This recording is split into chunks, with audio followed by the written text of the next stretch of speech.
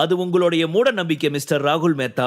ஏன்னா இப்போ இந்த கம்பெனி மொத்தமும் சுரபி மேடம் கைக்கு போயிடுச்சு என்று சொன்னவாறு அங்கே வந்து நின்றான் நந்தகுமார்.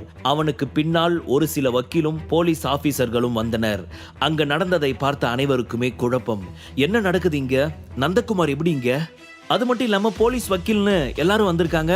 சுரபி என்ன பிளானோட உள்ள வந்திருக்கா? நிஜமாவே அவ கம்பெனி தனக்கு சொந்தமாக்கிட்டாளா என்ன என்று அனைவர் மனதிலும் பலவிதமான குழப்பங்கள் ஓட ஆரம்பித்தது.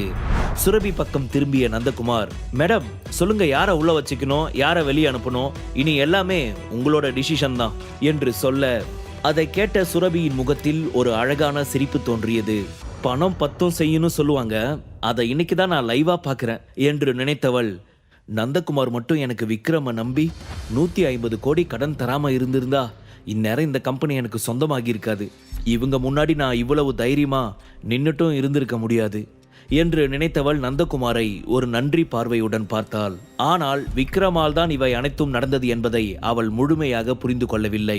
தங்களுக்குள் பேசிக் கொண்டிருந்த தீனதயாளன், யஷ்வந்த், சங்கர் 3 பேரும் தங்கள் முன்னிருக்கும் ராகுல், கிருத்திகாவை கைவிட்டிருந்தாலும் அவன் இந்த கம்பெனி ஷேர் ஹோல்டர் என்ற முறையில் அவனை மிகவும் பலசாலி, அவனால் எதையும் சாதிக்க முடியும் என்று ஒரு நம்பிக்கையில் அவன் அருகில் சென்று, என்ன ராகுல், நீங்க இங்க நடக்கிறத பார்த்துட்டு சும்மா அமைதியாவே இருக்கீங்க, இதுக்கு என்னதான் வழி?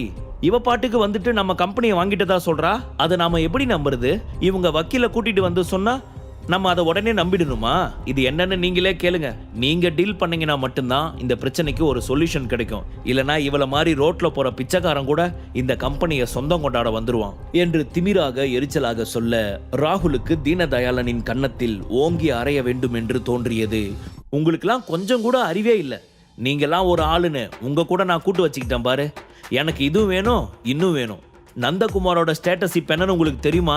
சவுத் இந்தியாவிலேயே one of the best top 1 பணக்காரர் யாருன்னு கேட்டா அது நந்தகுமார் தான். நான் இப்பவே கிளம்புறேன் என்று சொன்னவன் நந்தகுமார் பக்கம் திரும்பி, மிஸ்டர் நந்தகுமார், நான் ஏதோ தெரியாம தப்பு பண்ணிட்டேன், ப்ளீஸ் நீங்க என்ன மன்னிச்சிடுங்க என்று சொன்னவன் அங்கிருந்து வேக வேகமாக நடக்க ஆரம்பித்தான்.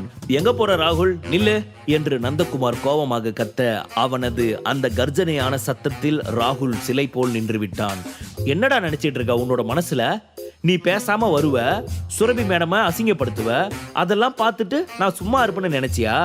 மரியாதையா இப்ப நீ சுரபி மேடம் கிட்ட மன்னிப்பு கேட்க போறியா இல்லையா என்று மீண்டும் அவன் கன்னத்தில் பலார் என்று அறைய, நந்தகுமாரின் 5 விரல் தடமும் இப்பொழுது ராகுல் கன்னத்தில் பதிந்திருந்தது. இதையெல்லாம் கவனித்த சுரபி அவள் மனதிற்குள் ஏதோ ஒரு இனம் புரியாத சந்தோஷம் தோன்றியது. இங்க பாரு ராகுல், இப்பவாச்சும் உனக்கு புரியுதா? பணம், அதிகாரம் இதெல்லாம் நம்ம கையில இருக்குதுன்னு, அளவுக்கு அதிகமா ஆடக்கூடாதுன்னு. இனிமே அதை உன் மனசுல வச்சுக்கிட்டு உன் வாயை கொஞ்சம் அடக்கி வச்சுக்கிட்டு இருக்கிறது உன்னோட உயிருக்கு நல்லது. இப்போ நீ இங்கிருந்து போலாம். என்னோட கோபம் லைட்டா குறைஞ்சிருக்கு, அது மறுபடியும் கூடுறதுக்குள்ள இங்கிருந்து போயிடு, ஓகேவா என்று சொல்ல, ரொம்ப தேங்க்ஸ் சேர்மேன் சுரபி மேடம் என்று சொன்னவன் தன் உயிரை கையில் பிடித்துக்கொண்டு அங்கிருந்து ஓட ஆரம்பித்தான். இதெல்லாம் எப்படி நடக்குது? இந்த சுரபி ஏதோ மந்திரவாதியா மாறிட்டாளா என்ன? எல்லாமே மேஜிக்கலா இருக்குது என்று யஷ்வந்த், சங்கர், தீனதயாளன் என 3 பேரும் குழம்பிக் கொண்டிருக்க, அவர்கள் அருகில் வந்து நின்ற நந்தகுமார், என்ன 3 பேரும் அமைதியா நின்றுட்டு இருக்கீங்க? நான் ராகுல மன்னிப்பு கேட்க சொன்னப்பவே நீங்களும் மன்னிப்பு கேட்கணும்னு உங்களுக்கு புரியாதா என்ன என்று சொல்ல, இங்க பாருங்க, உங்களோட மிரட்டலுக்கு அந்த ராகுல் வேணா பயந்து ஓடி போலாம், ஆனா நாங்க யாருமே பயப்பட மாட்டோம். ஏன் தெரியுமா? இந்த கம்பெனி இப்போ உண்மையாவே புருஷோத்தமன் குடும்பத்துக்கு சொந்தமானது கிடையாது. இது முழுக்க முழுக்க லால் குடும்பத்துக்கு சொந்தமான கம்பெனியா இருக்கு. அப்படி இருக்கப்போ அவங்களோட ஆளுங்க, அவங்களோட பெர்மிஷன் இந்த மாதிரி எதுவுமே இல்லாம நீங்க இங்க வந்து நின்னு வெறும் டாக்குமெண்ட்டை நீட்டி இதை நிக்கிறாளே ஒன்னும் இல்லாத சுரபி இவளுக்கு சொந்தமாயிடுச்சுன்னு சொல்றத எந்த விதத்துல நியாயம் இருக்குதுன்னு நாங்க நம்ப போறதும் இல்ல என்று தீனதயாளன் சொல்ல, இங்க பாருங்க மிஸ்டர் தீனதயாளன், இப்போ நீங்க ஒரு வார்த்தை சொன்னீங்களே, லால் குடும்பத்துக்கு சொந்தமான கம்பெனின்னு, அந்த வார்த்தை உண்மையா இல்லையா பொய்யான்னு நீங்களே லால் ஃபேமிலிக்கு கால் பண்ணி ஒன்ஸ் கன்ஃபார்ம் பண்ணுங்க என்று தன் கூலஸை உயர்த்தி விட்டவாறு சொன்னான். தீனதயாளனும் இதுவும் நல்ல யோசனை என்பது போல் எதுவும் யோசிக்காமல் மடத்தனமாக லால் ஃபேமிலிக்கு கால் செய்ய, ஒருவர் கூட அவர்களது போனை எடுக்கவே இல்லை. அதனால் மேலும் பயம் அவர்கள் 3 பேரின் மனதிற்குள்ளும் தொற்றிக் கொண்டது. அதே சமயம் இங்கே லிசாவும் விக்ரமும் பாம்பேயில் வந்து இறங்கினர். லிசாவை பார்த்தவுடன் முகம் முழுக்க சந்தோஷத்துடன் ஒருவன் ஓடி வந்து, ஹாய் லிசா, வந்தாச்சா? உன்னோட இந்த ஜர்னி எல்லாம் எப்படி இருந்துச்சு? நீ அங்க போய் தாத்தாவை காப்பாத்துறதுக்காக ஒரு முக்கியமான ஆளை கூட்டிட்டு வரேன்னு சொன்னியே, அவங்க வந்துட்டாங்களா என்று அக்கறைக்கு மேல் அக்கறையாக விசாரிக்க ஆரம்பித்தான் தினேஷ். தினேஷ், ரிலாக்ஸ் ரிலாக்ஸ், நல்லா தான் இருக்கேன், ஓகேவா? நான் சொன்ன மாதிரியே தாத்தாவை காப்பாத்துறதுக்கு ஒரு முக்கியமான ஆளை கூட்டிட்டு வந்திருக்கேன். எனக்கு இப்போ எவ்வளவு சந்தோஷமா இருக்கு தெரியுமா?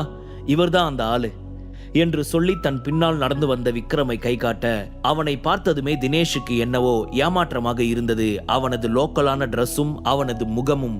இவன் எப்படி தாத்தாவை சரி பண்ண போறான்? உண்மையாவே லிசா தெரிஞ்சுதான் பண்ணிருக்காளா, இல்ல இவன் லிசாவை ஏமாத்துறதுக்கு ஏதாவது வழி பண்ணிருக்கானா? அப்படி ஒருவேளை இவன் லிசாவை ஏமாத்துறதுக்கு மட்டும் ஏதாவது பிளான் பண்ணா இவனை நான் உயிரோடவே விட மாட்டேன், சங்க கடிச்சு துப்பிடுவேன் என்று மனதிற்குள் தனக்குத்தானே கோபமாக சொல்லிக் கொண்டான். லிசா, நீ கூட்டிட்டு வந்திருக்கிறது சரியான ஆளுதானா? எனக்கு என்னவோ இவன் இந்த பிரச்சனையை சரி பண்ணுவான்னு தோணல. இவன் எப்படி நீ நம்பி இவ்வளோ தூரம் கூப்பிட்டு வந்திருக்க? இவன் பார்க்கவே ஆளு சின்ன பையன் மாதிரி இருக்கான். அப்படி இருக்கிறப்போ இவன் எப்படி அவ்வளவு பெரிய விஷயத்த செஞ்சு முடிக்க போறான்? கொஞ்சம் யோசிச்சு பண்ணு என்று அவன் சொல்ல, இங்க பாரு தினேஷ், ஆளை பார்த்து என்னைக்குமே எடை போடக்கூடாது, ஓகேவா? நான் ஒரு விஷயம் பண்ணனா அது கரெக்டா இருக்கும்னு உனக்கு நல்லா தெரியும் தானே?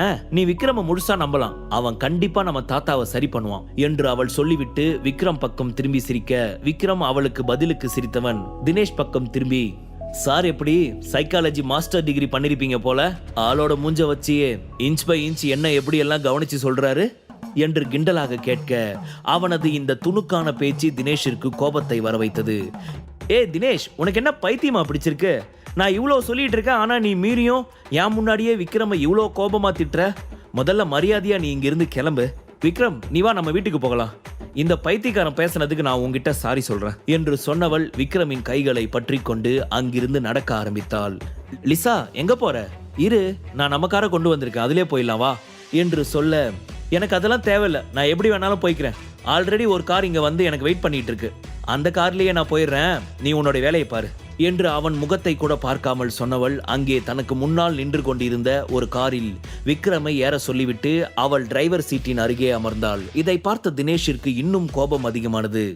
டேய், உனக்கு எவ்வளவு தைரியம் இருந்துச்சுன்னா நீ ஓனர் சீட்ல உட்காந்துக்கிட்டு எங்க லிசாவை டிரைவர் பக்கத்துல உட்கார வைப்ப, உன்னை நான் கொல்ல போற பாரு என்று மீண்டும் மிரட்ட, லிசாவின் மீது இருக்கும் அன்பால் அவன் இந்த மாதிரி அறிவு கெட்டத்தனமாக நடப்பது விக்ரமிற்கு பார்த்து சிரிப்பதா இல்லை முறைப்பதா என்று தெரியவில்லை. அவனை தன் மனதிற்குள் ஒரு என்டர்டைனராக கருத ஆரம்பித்தான். ஏண்டா, இந்த சீட்ல சிவப்பு கலரும் அந்த சீட்ல கருப்பு கலருமா இருக்குது, எல்லா சீட்டும் ஒரே மாதிரி தான் இருக்குது, ஏன் உங்க லிசா அங்க உட்காந்தா அவளால ஒழுங்கா உட்கார முடியாதா? ஏதோ அரசியல் சீட்டுக்கு சண்டை போடுற மாதிரி சண்டை போட்டுக்கிட்டு இருக்க, எல்லாம் என் நேரம் என்று கேலியாக சொன்னவன் லிசா பக்கம் திரும்பி, அம்மா தாயே, அந்த ஜாம்பி என் சங்க கடிச்சு துப்புறதுக்குள்ள நீ வந்து பின்னாடி சீட்ல உட்காந்துக்கோ, நான் முன்னாடியே உட்காந்துக்கிறேன் என்று சொல்லி அவளை பின்னால் அமர வைத்து இப்பொழுது விக்ரம் டிரைவர் சீட்டின் அருகே அமர்ந்து கொள்ள கார் அங்கிருந்து புறப்பட்டது. அதன் பின் தினேஷும் தன்னுடைய காரில் ஏறி அந்த காரை ஃபாலோ செய்ய ஆரம்பித்தான். முழு கதையையும் கேட்டு மகிழ பாக்கெட் FM ஆப்பை டவுன்லோட் செய்யுங்கள். லிங்க் டிஸ்கிரிப்ஷனில் கொடுக்கப்பட்டுள்ளது.